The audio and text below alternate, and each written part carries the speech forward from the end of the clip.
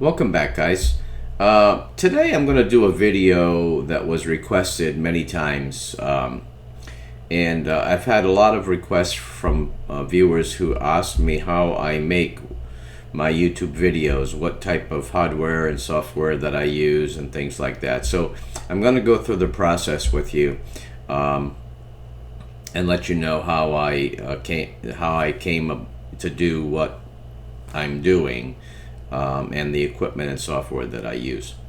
So, but keep in mind, I am by no means a YouTube expert. I haven't been doing it that long. There are plenty of YouTubers out there that have been doing it far longer than me. But I was able to figure out the basics of what I need to do. So let's take a look first at my desk area. Now, as you can see, working left to right, I have a USB turntable.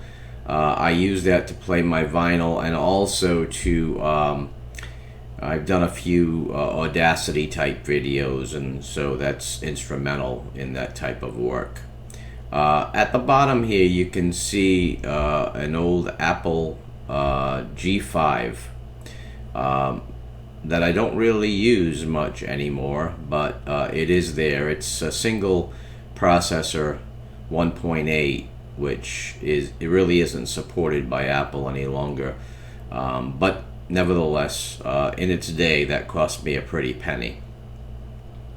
At the top I've got an iMac 24-inch. They don't make the 24-inch anymore. This is a 2009 model.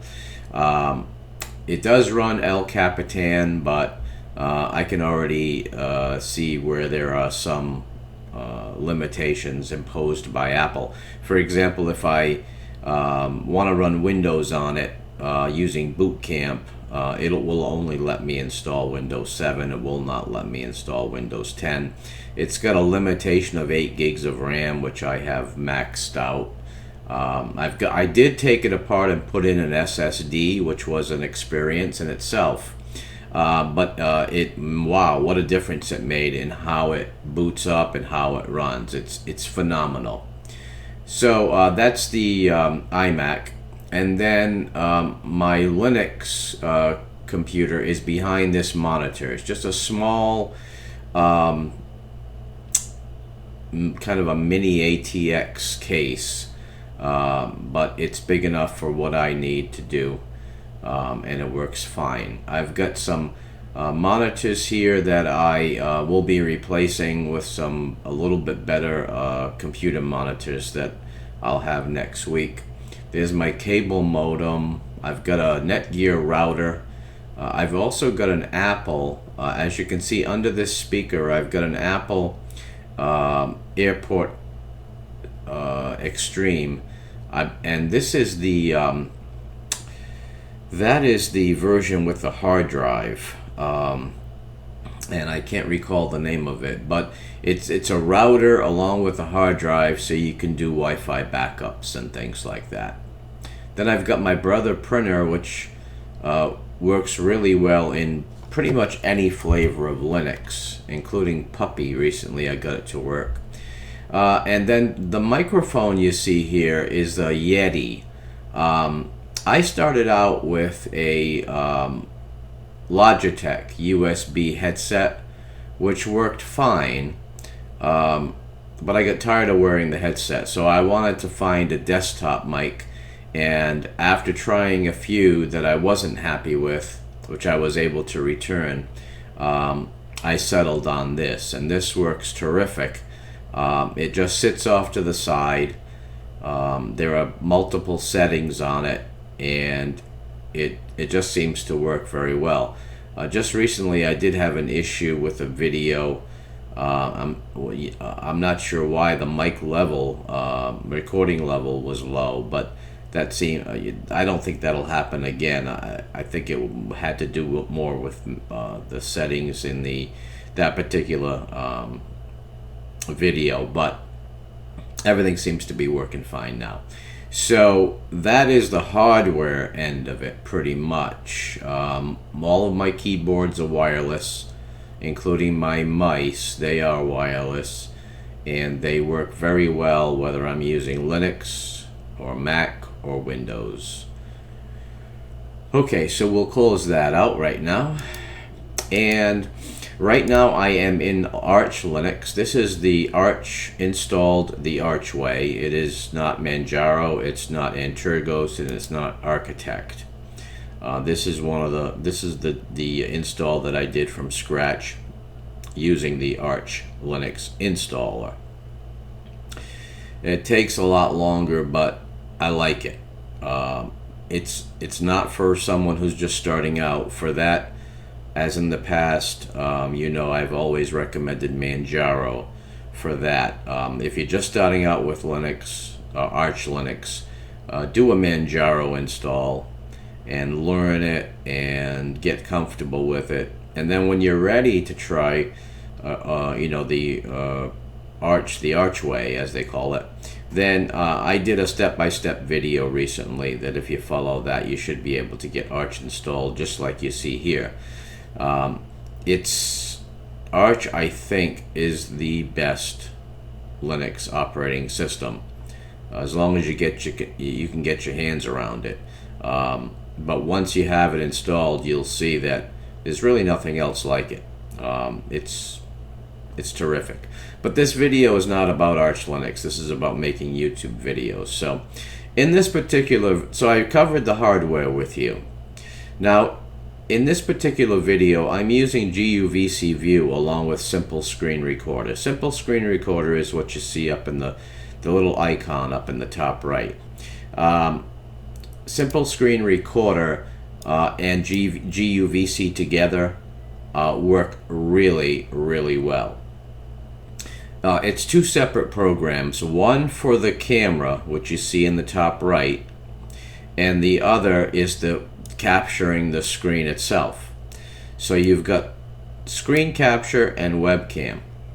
Now, when you set up your Simple Screen Recorder, you will have to go through it's an easy configuration, and you just make sure you set your audio correctly for the correct microphone or whatever mic input you're using. In my case, when I click on audio, the drop down clearly displays the Yeti microphone, so it's very easy to select the right one. And so when you start recording using Simple Screen Recorder, it will grab the desktop, and GUVC View will grab your webcam. This is GUVC View. You can see the configuration. It's got, I set it for 30 frames per second, 320 by 240. That's my webcam. And if you're doing YouTube videos, I found that H.264 works very well on the camera output. Now for audio, as you can see, Yeti is right there. So it's very, very easy to configure, and I'm sure your microphone or your headset will populate into that box, and you'll have no problems doing that. So once you have that set up, then of course it's just a matter of positioning your webcam output wherever you want it, and then making your video, and then at the end it's just a matter of right-clicking the icon and saving the recording. So let's take a look at my actual favorite. If I can get it, which in most cases I can. Debian is the hardest to get OBS-Studio, but I have compiled it, and in my recent video showcasing MX15, MX15 is the only Debian distro that I know of where if you enable their test repo, OBS Studio is available. Now, OBS Studio, to me, it is the best for YouTube screencasting. It combines the screen capture along with the camera. So instead of using two programs together like GUVC View and Simple Screen Recorder, you only need OBS Studio. It's a little bit more difficult to set up, but I did a short video recently on OBS Studio, and that clearly shows you how to set up just a simple configuration for making a YouTube video. So if you need more information on OBS Studio, take a look at that video. I just did that recently. Now with OBS Studio, right now I've just got the window open. It's not actually running, but with OBS Studio, you won't have a little menu bar at the top of the webcam picture. It'll pop up in this area, and then you'll be able to move it wherever you want on the screen. It's very, very nice. The OBS Studio has a lot of capabilities. If you want to add in other windows, it's just really limitless as far as what you can do with it. But for simply making a YouTube video, I think I regard it as number one. Now, there is another program out there that combines the screencasting and the webcam capture, and that is VocoScreen. I started using VocoScreen a while back, but I stopped using it because I had some issues, some noise in the webcam output. So I don't use it anymore if I can help it. As you can see, I don't even have it installed. Now, so that's your best options as far as capturing your webcam and capturing your screen. GUVC View and Simple Screen Recorder working together, or OBS Studio, which does it all. Now, for mixing the video, and keep in mind there are multiple ways of doing these things, but these are the preferences that I've developed over the last 6 months or so. My preferred method of making or rendering the videos is OpenShot Video Editor. Now, OpenShot Video Editor is pretty intuitive. It is pretty straightforward. All you do is add in files. So if you, for example, if you have an intro, as I do, let's see if I can go through this process. So once you open your OpenShot, then you will import your files. So if I click on import files from the file menu and I go to videos, you see this, I have it in a YouTube folder. So I have an intro. Well, let's do this the right way. If I click on the intro that I use is number 2 and the outro is number 3.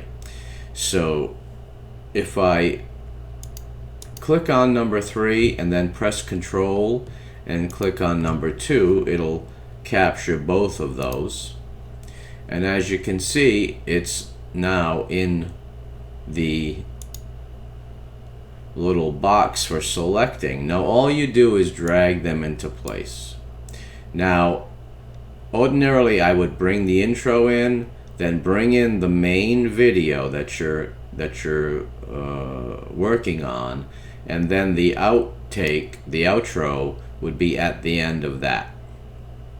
So, and that's all you do. Now you can edit, and there are plenty of videos on OpenShot that show you how to edit videos. I'm not going to go into all the editing procedures, but needless to say, I'll just give you a couple. You can cut with the scissors, you can mark put a marker down with this little arrow here, so you can determine how you want to dissect your video before you upload it to YouTube. And then when you have it just the way you want it, and you click play and everything's going okay, then all you do is click this little red button at the top and it will produce your video. Now you'll still need to upload it to YouTube, but once this process finishes, you'll have a video that you're able to upload to YouTube. Okay, so OpenShot is what I always use. I have tried Kdenlive, but I really haven't been able to get used to it. So it's OpenShot for me. Now the next aspect of it is your thumbnails for your videos. Now, when I first started, I didn't really understand about thumbnails. Let's take a look. And I'm used to XFCE, so I keep clicking in that bottom left, but this is the Mate desktop. There we are. Okay, so if I go to, I want to bring up a browser. So let's pull in Firefox.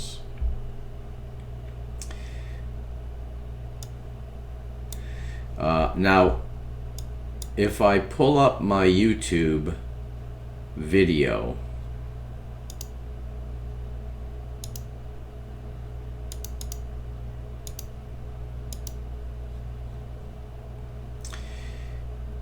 and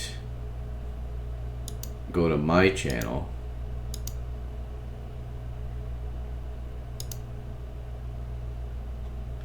if I click on videos, you will see that for quite a long time I do just a simple thumbnail that visually explains what the video is about.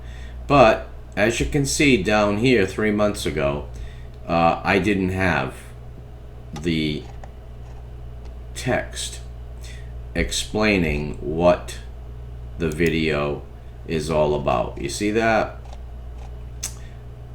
And I had experimented with it, as you can see, but for the most part I really didn't have any text on my thumbnails. Now, I didn't want to go through this long, drawn out, tedious process just to create a thumbnail, but I did want some graphics on the thumbnail explaining what the video was about. So what I did is I found a program online. If you go into Google and click on add text, usually the first link is add text. It's a little online program. All you have to do is drag your photo in. So if I drag in my photo, it'll load up, and then all you need to do is place your text. So if I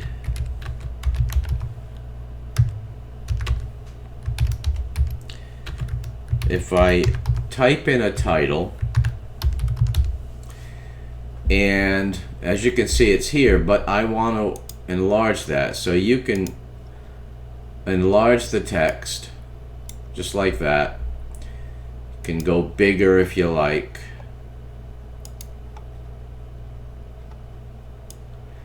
And once you're done and you have it the way you like it, now you can change the color, you can change the font. I usually use just the standard because it seems to stand out and you can read it and see it easier. But once you're happy with it, then just click next and download the photo. So if I save it I'm going to save it to the desktop,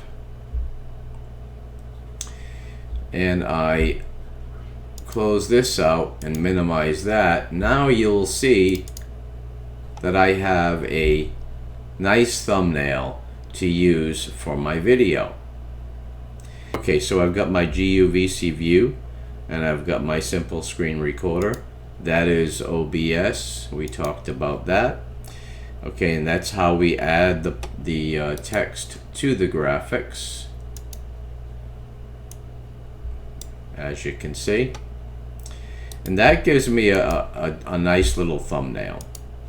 So once you have your video made, it's rendered, you've got your thumbnail. Now all you need to do is go over to YouTube, sign into your account, and click on upload.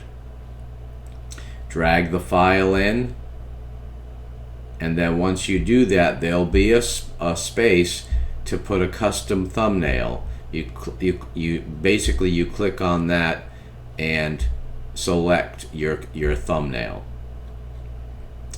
And so once that's done, it usually takes about 10 minutes or so. Once that's done, then it'll give you an option to publish the video. Now what you'll need to do is you'll need to add some tags, and that's basically just references for people when they do a search.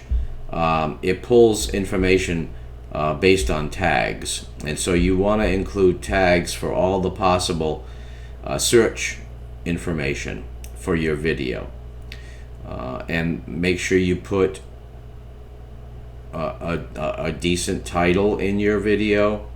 There'll be a place to add that in your YouTube upload page.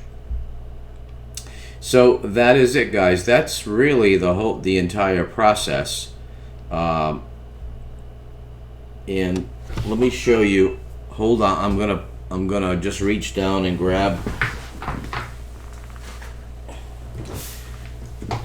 This is the Logitech headset that I started off with, which works really well.